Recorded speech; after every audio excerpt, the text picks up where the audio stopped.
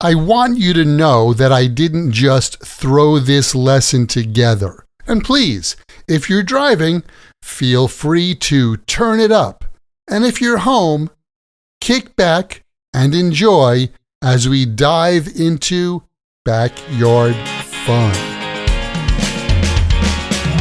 Welcome to another Happy English podcast coming to you from New York City. And here's your English teacher, Michael. All right, thank you, John, and thanks, everyone. It's Michael here from Happy English, and I help people speak English better. And this is Happy English Podcast, episode 845, Backyard Fun. Hello and welcome. Thanks for joining me for another episode of the Happy English Podcast. I'm your English teacher, Michael, and I'm so glad you're listening today. Before we dive into today's lesson, I wanted to let you know that I have set up my all-new AI English tutor. It's a great way to practice your English, get answers to your English learning questions, and more. 24/7, and it's all free. There's a link in the description where you are listening to this podcast right now. Check it out. And if you like it, leave me a thumbs up there. Every week, all summer long, we've been looking at how Americans live, relax, and celebrate the season. This is part of my This Week in American Life series. And today, we're talking about something simple but super common. Backyard fun. I'm talking about lawn games, grilling, iced tea, lemonade, and just hanging out with friends and family right outside your back door. The backyard is a summer hub. Let me explain. In the U.S., the backyard is more than just grass and a grill. It's like a second living room in the summer. A lot of people have lawn chairs, picnic tables, and even outdoor string lights and Bluetooth speakers. It's the perfect spot to host a barbecue or just enjoy the evening. Sometimes people plan ahead, but honestly, most of the time they just throw something together. When you throw something together, it means you organize a social event or make something quickly and casually. Like, the weather was so nice yesterday, we threw together a little get-together with my neighbors. Some snacks, a few drinks, good music, and a lot of laughs all evening. That casual style is part of the charm. No stress, no formal plans, just good food, drinks, and good company. That's throwing something together.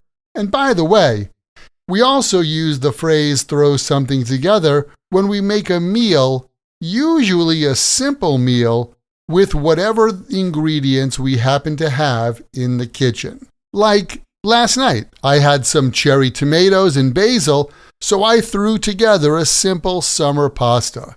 It was awesome. Of course, the best part of backyard life is just relaxing. Sitting in a lawn chair, sipping a cold drink, maybe chatting with friends or listening to music. You might hear someone say, "Let's just kick back and enjoy the day." I know that kick is a powerful word, but when you kick back, it just means to relax and take it easy. Like, it was a long week, so I'm just going to kick back in the backyard with my dog Max. And last weekend, we kicked back in the shade with some lemonade and good conversation. You know, when I think about all the times I spent in my backyard and friends' backyards in the summer, 3 words come to mind: food, drinks, and playlists. You probably know that I'm a musician, but even for my friends who are just music fans, the one thing you can almost always find in a backyard in the summer is music. Whether it's classic rock, country, or just a summer playlist on Spotify, music sets the vibe. And of course, whenever there's music playing, someone always wants to either turn it up or turn it down. This set of phrasal verbs has a pretty basic meaning. Turn up means to increase the volume, and turn down, means to lower the volume.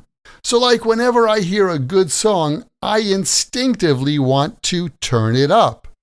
Of course, you don't want to bother your neighbors too much, so before they yell over the fence for you to turn it down, you should probably keep the music volume at a reasonable level. When I was growing up, way before the internet, we had things called radios, and new hits that came out in the summer became the soundtrack of that particular summer. Yeah, that's how important music is to backyard fun. Another backyard classic is lawn games. Have you ever played lawn darts or frisbee? These are easy to set up games that almost anyone can play, no matter their age. And some watermelon or ice cream at the end? And that's just the icing on the cake. The icing on the cake. This idiom means a little extra thing that makes something even better. When you have that sugary sweet layer of chocolate on top of a cake, that's called the icing on the cake. That little extra thing that makes a good thing better. And it's not just about food. Like, we were already having fun, and then someone brought out water balloons. That was totally the icing on the cake. The food they cooked on the barbecue was great, but the fruit salad they had for dessert was the icing on the cake. And for some lucky folks, relaxing in the summer means jumping into a backyard swimming pool. Pools are pretty common in many parts of the U.S., especially in warmer states like Florida, Texas, and California. Even my neighbor in New York had one. Some homes have small in-ground or above-the-ground pools. But even if you don't have one, most towns have community pools where families go to swim and cool off. It's a great place for kids to play and for adults to relax without going too far from home. So, that's what backyard fun looks like for a lot of Americans. Kicking back with good food, good music, lawn chairs, swimming pools, and something cold to drink. You don't need a big vacation to have a good time. Sometimes the best summer moments happen right at home in the backyard. How about you? Do you have a favorite way to relax outside in the summer? Would you rather jump in a pool or kick back with a cool drink and some music? Let me know. I'd love to hear about your version of backyard fun. Well, that's it for this week's episode of This Week in American Life. Next time, we'll talk about summer sports, baseball, skateboarding, surfing, and everything in between. Until then, stay cool. And keep in mind, the best way to remember English like this and any other word or phrase in English is to take that word or phrase, write it in a sentence that's true for you or true in your world, and then memorize your sentences. Hey, do you want to get more practice using your English? Then you really need to join my Podcast Learners Study Group. There you can make new international friends. Join us for live group lessons every week where we practice these podcast lessons together. Plus, you get access to the PDF transcript and audio download for every Happy English podcast in the past and in the future. And on top of that, each episode has exercises where you can practice this English point with speaking and writing checked by me.